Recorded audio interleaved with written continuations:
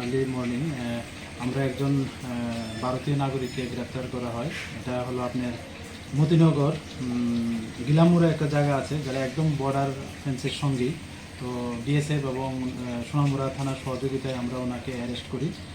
উনি একটা আমাদের কেসের মামলার সঙ্গে যুক্ত হয়েছে, লিঙ্ক হয়েছে, পাওয়া গেছে, ওনার নাম এসেছে। তো উনি ওই বাংলাদেশ থেকে, যে বাংলাদেশ এবং রোহিঙ্গা মানুষ আসা যাওয়া করে, উনি এটাতে হেল্প করেন। তো এই সুবাদে আমরা ওনাকে গ্রেপ্তার করেছি। তো আজকে ওনাকে আমাদের মহামান্য আদালতে প্রেরণ করছি এবং পুলিশ রিমান্ডে চাচ্ছি।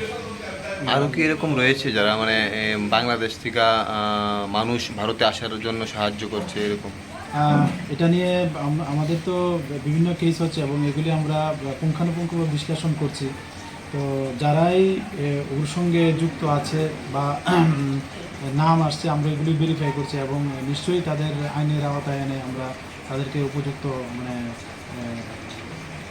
কেসে অ্যারেস্ট করে আমরা মহামান্য আদালতে প্রেরণ করি। যেহেতু বাংলাদেশ দিকে এবং ভারতের দিকে তার কাটাও রয়েছে, তারপরও মানে বাংলাদেশ থেকে কীভাবে ভারতে প্রবেশ করছে, এটা কি কিছু পাওয়া গেছে না আপনার?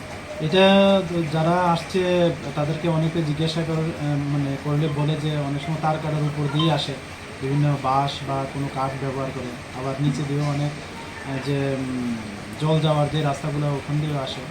তো কিছু কিছু জায়গায় বলে যে মানে তার কাটাও নেই, এরকম আছে, যেমন সোনামুড়া তার কাটাও নেই, এসব জায়গা দিয়ে আসছে, এরকম এরকম বলছে। এখানকার তো বিএসএফ থাকে, অবশ্যই।